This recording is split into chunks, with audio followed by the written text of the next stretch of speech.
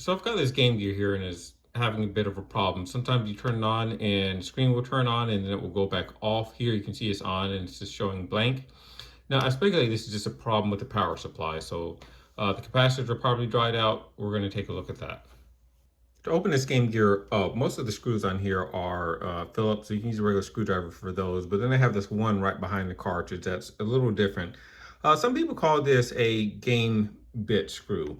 The Sega Game Gear is not the only thing that uses it. You actually find it on some Nintendo cartridges too. Like here we have the Super Mario Brothers 3. You can see it uses 3 of those. I got a kit that came with some game bit screwdrivers. I'll show you the end so you can kind of see what's going on here. Okay, so here's a close-up of the screwdriver so that you can see exactly what's going on here. And just to show you that it works in more than just the game gear.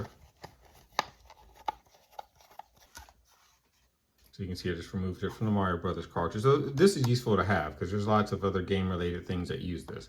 I actually got this in a set of screwdrivers and other tools for taking things apart. So to get that special screwdriver, I ended up just buying an entire kit. This is just a much better value for the money that's paid because it comes with lots of other tools for taking things apart, and I've actually made use of some of these. So you can see I've got the 2 game bit screwdrivers of different sizes. There's a brush for dusting things off. It comes with like a few tools for prying things open. That's what all 3 of these are for. And so then you have various Torx screwdrivers. This is like one of these smaller ones. Let's see what size is that. Oops, one of my lights went out. So this is one of the Torx screwdrivers. There's a couple of other larger ones here.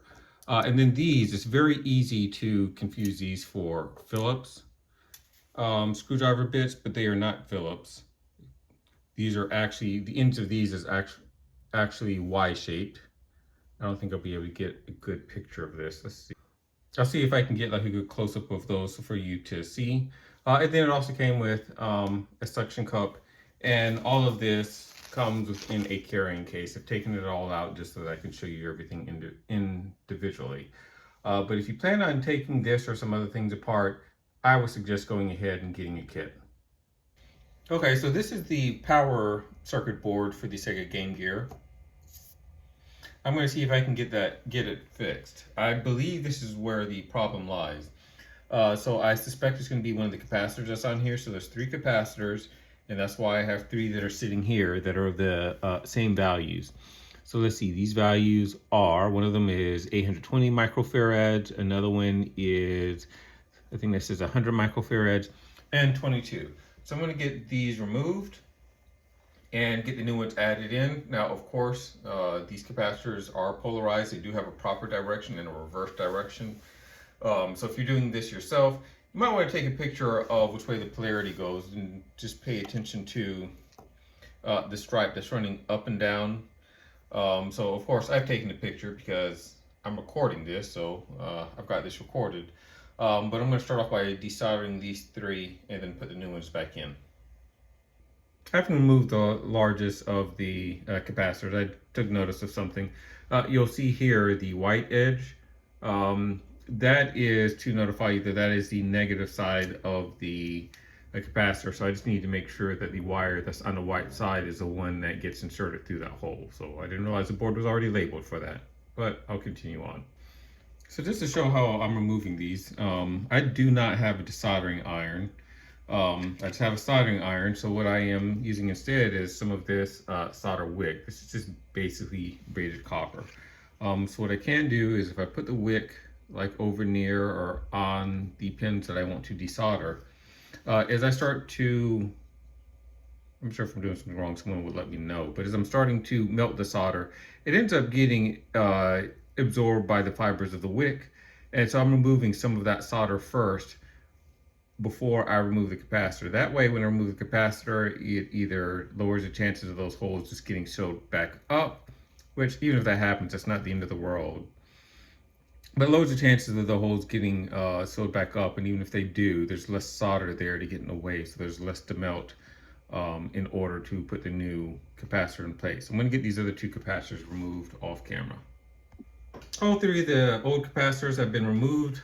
I have the new ones in place, so now I need to solder them in their places, and then I'm gonna cut these wires with a diagonal cutter. Okay, so here I am putting the power circuit board back into the game gear. Now I am not going to completely close this back up yet because I don't know whether or not this will work or whether or not I'll have to change some more capacitors within it. So let's just go ahead and set it back in place, turn everything on, and see what happens. Okay, here we go. So it's aligned. Just going to close it, but we're not going to screw it in.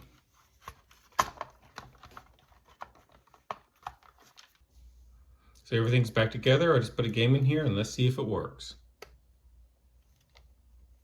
Okay, it looks like it's working.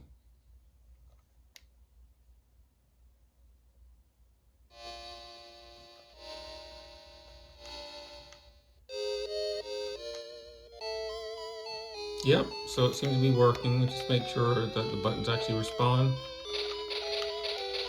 Yeah. 9 buttons, I haven't pressed start. Yep. So the unit's functional. I only had to replace those capacitors in the power supply. I've actually got a few more broken units that I'm going to see if I can get fixed here. And after I get through all of those, I'm going to see whether or not I can get this system back up and running.